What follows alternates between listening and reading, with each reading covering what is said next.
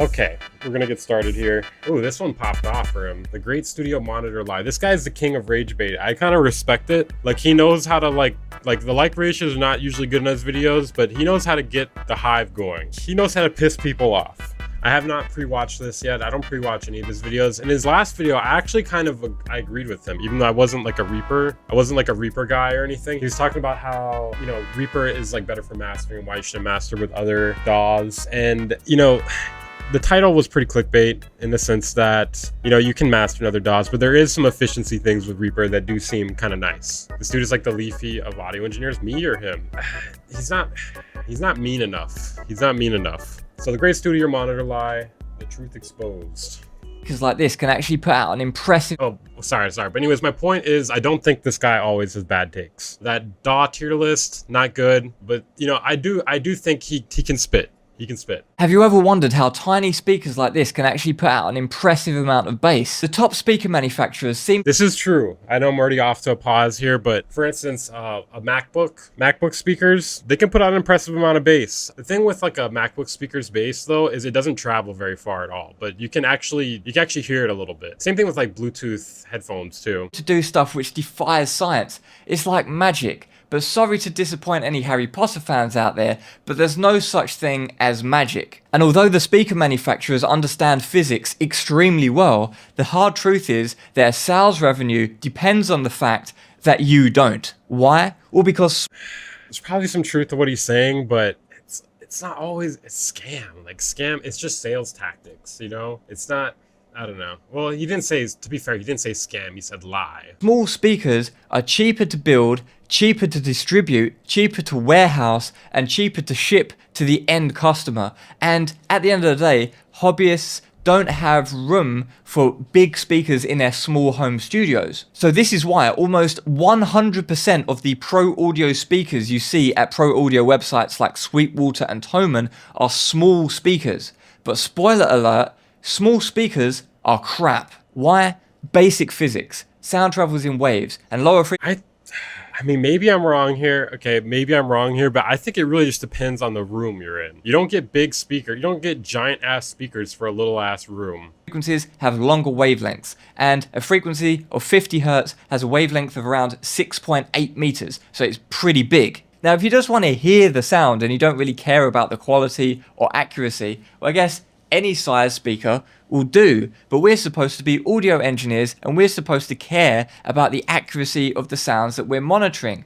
That's why they're called monitors. If we do actually want to hear a high quality, accurate representation of our sound, then there are various formulas to work out how big our speaker cabinets need to be, depending on whether they're sealed, ported, transmission line, tapered tube, or the various different types of speakers that you can build. Now, some of these formulas can be quite complex, and I want to avoid talking about small parameters and the more geeky stuff to try and keep this video accessible. But one oversimplified general rule of thumb that I can offer would be you want to have your speakers somehow proportional to 1/4 of the wavelength of the lowest frequency you want to produce with your speakers. Or even more simply, bigger is better. Why? One of the main reasons is that the... Well, I mean, I hope he addresses the room size, because, I mean, you can't have fucking PA speakers and then you're in like a 4x4 room. Where's this guy making this video from? Antarctica? Yeah, probably in a garage too. I think he might be making a studio in here or something. That's my guess. Like, I don't know why he has the fucking saw out. Is the saw supposed to be like a threat or something? What is... He always has some sort of tools out here. Size of the speaker cabinets is inversely related to the Q factor of the resonant frequency. What does that mean? Well, everyone watching this video has used an EQ before, and you know the Q, or the bandwidth of an EQ, when you turn that up loads, you get really spiky, resonant... Room size doesn't matter, room treatment does though. How does it not matter? I feel like it's gonna make you have to treat it more aggressively, right? Like, for instance, if you have giant PA speakers and you're in a little ass room, it's gonna make the sound waves go even more bonkers in the room, right? Because it's just gonna be... It's gonna be bouncing everywhere. And then, like, unless you treat it like extremely aggressively, I don't know. But also at the same time, getting used to your speakers and headphones is gonna be like, that's king. That's always king. Do you understand how deep this topic really goes though? I mean,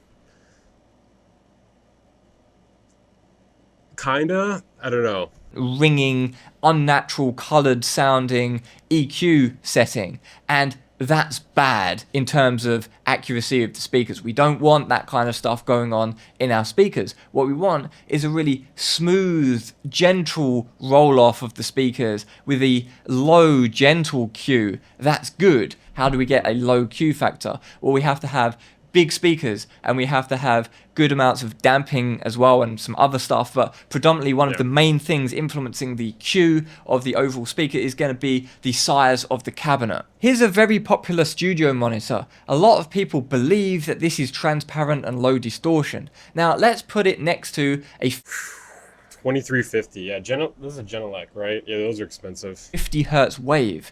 It looks absolutely microscopic and bears no resemblance in its proportions to that 6.8 meters long wave. Now, in the manual, it doesn't only claim to be able to reproduce 50 hertz, it almost looks on the chart like it's ruler flat down to 50 hertz. Now let's contrast that with these high-end mastering speakers which cost around $120,000. Bro. Bro. Now, first thing to note, they look the crazy thing is, like, the mastering studios will have shit like that, and then you can reproduce their master with like a $50 plugin. Not always, like, just if you know what you're doing. If you know what this is also a scam. If you know what you're doing, you can reproduce what they're doing with that. Maybe you might have a harder time. I don't know though. Like, you can't justify 125K though. Less stupid beside this large wave. They're still not as big as that wave because the wave is 6.8 meters long, but they look more proportional to this low frequency energy. However, inside the speakers, there's a transmission line design. So there's this maze that the sound has to go through to get out of the top of the mastering stuff feels like the real scam. The thing with mastering is it gets so tweaky for like such a small difference, you know? And I think that's what makes it feel like a scam. So it's like, is it a scam? I don't know. Transmission line opening, and that... I love all these videos that just paralyze people trying to set up a basic home studio. Like, what do you mean? I need 150 grand for the speakers now? I think I'm just gonna instead. Is around 2.6 meters long. And 2.6 meters, if we now apply our quarter wavelength heuristic, that sounds about right for 50 hertz. In fact, it's way better. How am I making a fool of myself, AFEU? I'm willing to hear out the criticism here. Than just 50 hertz. It could go down sensibly to something around 30 hertz, and that sounds completely legitimate. So the high-end mastering speakers pass the sniff test when it comes to the quarter wavelength heuristic, but when it comes to the popular small studio monitors which cost around $2,000, I start to smell bullshit. Now this is the part of the video when people start to comment, who cares about the quarter wave stuff? You don't know what you're talking about. The chart doesn't lie, and I've done some sine sweeps at my studio at home, and everything looked good, so that's that, it's fact. It's just on the chart, you can't lie with the chart, you don't know what you're talking about, you're full of crap. Well, that is the exact type of Dunning-Kruger response that speaker manufacturers are hoping for to flog their undersized speakers to layman punters. The frequency response charts are just designed marketing material to fool people into thinking the speakers are accurate, when the truth is...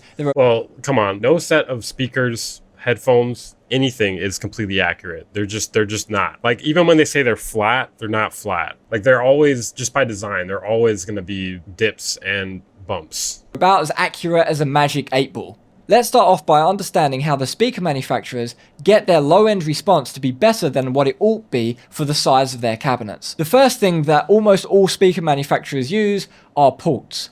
Ports create resonances in low frequencies. I mean, I guess the first thing like that pops up in my mind when I think about this is like, if it really matters so much, then why are people able to make good mixing and mastering decisions and good mixes and masters with these lower end speakers and headphones? That you can hype up and emphasize the low frequencies around the roll-off frequency so that it can produce more bass than it would naturally produce in a sealed box configuration. The second one is probably passive radiators. A lot of manufacturers are using these nowadays because some people turn their nose up, quite rightly, at ports, and so they use passive radiators instead, so people are fooled into thinking that it's a sealed enclosure just with an additional speaker on the side, but it's not a speaker cone, it's just a sort of pseudo speaker which sits there and it's not connected to electricity, and it just sort of wobbles in harmony with the resonances in the box. And this has a very similar kind of effect to a port. The third weapon of choice for the modern speaker manufacturer to create more bass in a small enclosure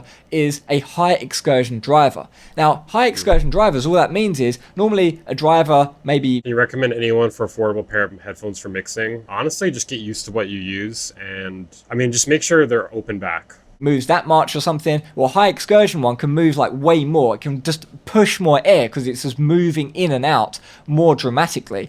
Now, this can produce more bass because it's just moving more air by moving in and out more than... Yeah, you guys are broke, man. You can't afford $150,000 monitors. A normal driver typically can. And the fourth most common thing on the list is going to be EQ. So if the frequency response is uneven, you can just use some EQ in there. Whether it's digital or an analog type approach, you just use some EQ to try and even that out a bit. Yeah, it's essentially what Sound ID reference those. Okay, so problem solved, right? There's no reason to spend all of this money on the high-end mastering speakers and get massive speakers because modern technology won and old school physics lost. Well, not so fast, because anything you do in the frequency domain has knock-on effects in the time domain. You can't... I mean, I think this guy does have some truth to what he's saying, but I think he like autistically focuses on small points, and it becomes like, it's like turning like a molehill into a mountain essentially. And I think that's why like quite often like the like ratios are pretty war zone-ish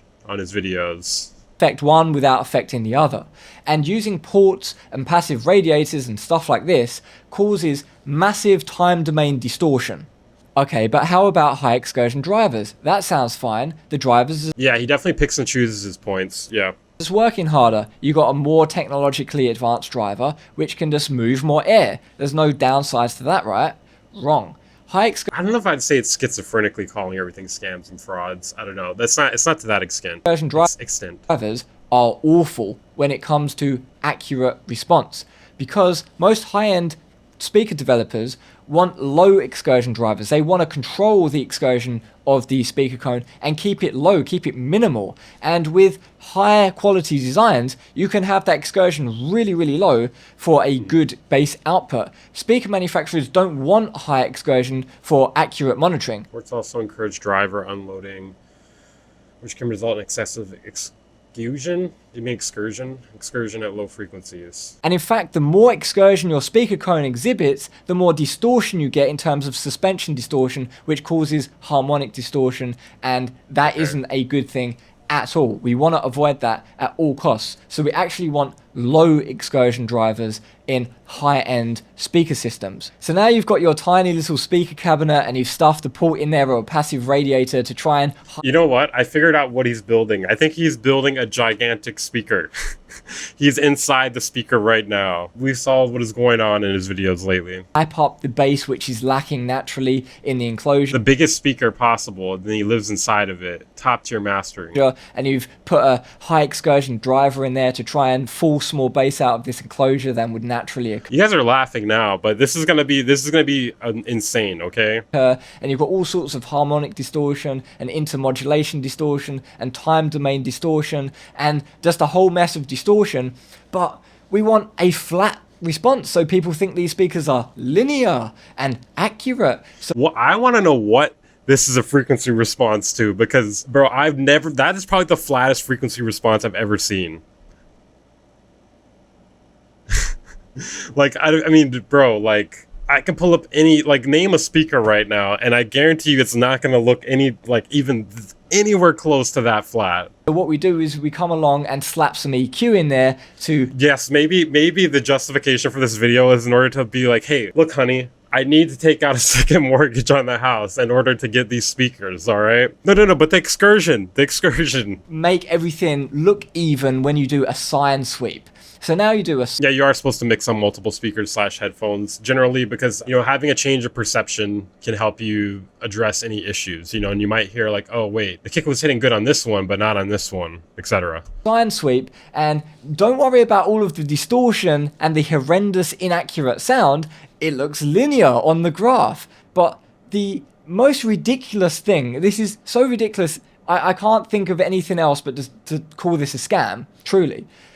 What people don't know He said the word. is that when you're using resonant stuff like ports and passive radiators, the linearity that you get on that stupid chart, which doesn't mean anything relating to music because sine waves aren't music anyway, but the linearity that you get is... You can apply that same point to what he's talking about, though. All this excursion shit. It's not music. It's the same. It's the same amount of frequency response is not music. Is all the shit he's talking about is not music. Just saying, right? Can't you just take the same thing and point it in the other direction? I'm not saying what he's saying is wrong, though. Yeah, sine waves kind of are music if you're using if you're layering a sub. SPL dependent.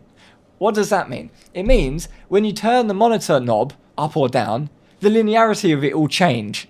Yeah. So when you're actually working on music where you've got notes of different loudnesses and you've got bass that has dynamics and maybe your kick drum is this loud and your bass line is another loudness and stuff like this, the linearity is completely screwed up because it changes at different volumes. So it's just one lie on top of another. It's just a deception. If a speaker manufacturer puts out that chart and someone is gullible enough to look at it and be like, oh, it's accurate because it's a flat line. So yes, the chart is flat when you listen to a sine sweep at a fixed SPL in an anechoic chamber, but when you turn your head this way or you listen at a different volume level, it's not flat anymore. So what a load of marketing nonsense that people fall for. So what can you do about all of this? How can you avoid getting scammed? Well, the answer's simple. Just buy the $120,000 mastering speakers. Okay, I hope to God he's probably gonna be like psych. He's probably just gonna be like psych, right? Obviously. What's that? You don't have $120,000 for a pair of speakers? Well, I'm going to come clean. Broke ass. I don't have $120,000 for a pair of speakers myself either. I find that a tiny bit exaggerated as well. What do you mean it's not flat when you turn the volume down? Well, the thing is, frequency response changes depending on the volume. I guess when you listen, is he talking about, what is it fucking called? The equal loudness curve? Is that what he's talking about? Basically, he's saying like, there's like so many variables, basically. However, you can actually get... like where you're listening at in the room, the amplitude, there's just tons of variables. Fletcher-Munson curves, yeah. the same ballpark of quality as those elite mastering level speakers for the same price or less, in fact, than those crappy undersized speakers that I was referring to earlier in this video. So I've never heard anybody call Genelex crappy though. That's crazy. The audio engineering school I went to, like they were like, these are the high-end monitors. These cost a lot of money for good reason. Here we've got a portable... I guess they were broke. Bluetooth speaker. It's got high excursion drivers, it's got a bit of bass, but it sounds terrible. Here we've got our hi-fi bookshelf speaker. It's a ported design. It's got some bass, but again, it's not very accurate. Dude, the hi-fi, dude, this guy, we're gonna find out this guy's gone missing because of the shit he's saying about hi-fi speakers, dude. Yeah, he does kind of have a terrorist motif going on. Now we've got a mastering grade monitor. People were saying he looks like the Unabomber before. The Lipinski Sound L505. However, it basically doesn't have any bass. It's not got any ports or anything like that, and it rolls off around 100. Introducing the AP Mastering Model 1. So as you can see, this speaker... No, dude. No. Shut up. Shut the fuck up. No, dude. You're fucking with me right now. No. Is he saying he made a speaker? He was making speakers. Buy my speakers today? Hold on a second. Okay, he's not selling them. Speaker is much bigger and heavier than the other speakers down there. Why? Because I wanted a large cabinet with low resonances, a lot of damping inside. I'm on my way to Guitar Center right now. What do you mean you don't sell the AP mastering ones? And just generally a good, accurate reproduction of the bass frequencies and a massive upgrade from the dual subwoofer setup which I was using with my Lipinski Sound L505 speakers. Now, I'm absolutely convinced with the sound of these. I'm definitely not going to go back to dual subwoofers. Yeah, you need an insane amp to drive that accurately. I'm just going to stick with large loudspeakers from now on from my own personal studio. Now, what have we got going on here? We've got a 12-inch woofer. I feel like a single person building their own speaker, there's a lot that can go wrong here. I feel like there's other things that can go wrong besides this. We've got two 6-inch midwoofers and a dome tweeter. Now, as you can see at the top here, we have an opening. Now, that isn't a port. This is the opening of the labyrinth design inside, similar to the high-end master. I like how all of a sudden his lighting is really good in like the not main shot. Like we actually have equal lighting of his face. Speaker we saw earlier in the video. So the bass is produced predominantly by the 12-inch woofer. It goes in, it goes up, it goes down, it goes up, and then it goes out. So the total length of the line inside, depending on how you measure it, is somewhere around 2.5 meters long. So this gets very accurate bass all the way down to very low frequencies, and it sounds absolutely phenomenal and accurate in the bass frequencies. So how much am I selling them for then? I'm not. They're mine. You can't have them. Owned. You've been owned. But I can tell you how to make them. Firstly, you need to get yourself a pair of Hypex Fusion plate amplifiers. I use the FA123 model, and personally, in my opinion, I think there's absolutely no sensible competition. They've absolutely changed the game. And he addresses the phase difference between the speaker and port exactly how. I don't fucking know. This is getting pretty nerdy for me. Game in the DIY speaker building community, because it's just so easy now to make speakers and power them, and you don't have to deal with crossovers and all that complicated stuff. I mean, is it easy? In hardware form, you can just do it right in software. Absolutely game changing. Secondly, you're going to need some drivers. You're going to need the woofers, the tweeters, and some damping materials and some specialist parts to build the speakers. And you can't get this stuff from Thomann, Music Store. Maybe this is why he's in Antarctica in a garage. You can't have the neighbors calling the cops on you at that point. And if they are, they probably don't have phone access. Nah, he's not selling these speakers. Oh, you mean the 150K speakers? I don't think he's selling those. Or, I mean, using an affiliate link. Or Sweetwater, that kind of stuff. Bro, imagine if you had an affiliate link for 150K speakers, bro. You're making bank, dude. If you're getting 10% of that, you're getting 15K a sale, dude. Oh my god, dude. You know, I might have to change my opinion on affiliate links here. Maybe I'll just put an affiliate link for $150,000 speakers. Hey, if you want to click the magic button down here, you can fund my life for the whole year. Stuff, you're going to need a specialist store for that, and I'm in Europe, so over here the best place to get that, okay, he's not in Antarctica, is soundimports.eu. It's the best shop that I've found for that. Thirdly, you've got to buy some stuff from your local. I am not building my own video speakers, dude. I am terrible with electronics, dude. I once tried to fix an MPD and I broke it. There was like a broken pad, and I soldered it and I broke the whole thing. Like I'll stick to like software shit. Like I could fix shit in a computer, but I am not fixing electronics or making electronics. I'm gonna get electrocuted. I'm gonna die. I'm gonna with fixing electronics. Hardware shops, some materials, some wood, maybe some tools if you don't have them already, but you should be able to do everything for less than 2K. But here's the deal, if you want to build them for less than 2K, you're going to have to build them yourself, or maybe with a friend or your dad or something like that. And secondly, you're going to need Rip Papa. Rip Papa. Enough space. If you've got some sort of tiny studio, then no speakers are going to sound good there. You need enough space to actually have your speakers set up with a bit of room around them and pull your desk back a bit. Everybody donate for Weaver speakers and the new cat with AIDS. Who told you you had AIDS? And have a nice size room. They actually do get that though, feline AIDS. I mean, they don't call it that. If you've got a tiny room, then nothing's going to sound good in there, and you'll be better off buying some. Okay, wait, whose setup is this, dude? Are they standing and mixing with no treatment and monitors just at the fucking on the ceiling? Headphones. So obviously, this is a pretty substantial DIY build, and there's absolutely no way that I can cram that all into one single YouTube video or even a series of YouTube videos. It's going to be way too much. So what I've done is I've filmed it all as a full-length course, and if you're interested in building... Bro, I'm like more fascinated by... I mean, my channel is like just such a different channel, dude. Like, I'm more fascinated by this setup here than anything in this video here. Who is this? Like, it looks like a... At first, like, I mean, now I'm looking at the brick walls. I'm like, okay, that's not like an RV or something. What do they got? Why they got all the books up there? Like, there's so many things to unpack here. Like, better off buying some headphones. So obviously, this is a pretty substantial DIY build, and there's absolutely no way that I can cram that all into one single YouTube video or even a series of YouTube videos. It's going to be way too much. So I mean, say what you want about this guy, but it's genuinely impressive that he made those giant speakers on his own. What I've done is it has a name in the bottom right. Go back. Okay, wait, hold on. We're at 1435. Fuck, it's covering it up here. Hold on. Baluchan. Okay. full-length course, and if you're interested in building these speakers and you're up for a serious DIY challenge and you're interested in audio and having quality high-end mastering level speakers for under 2K, then you can check out the course. It's over at my website. However, Sales funnel. if you're not intending on building these speakers, you might want to check out the course anyway, because I go into What the fuck, dude? Stop it.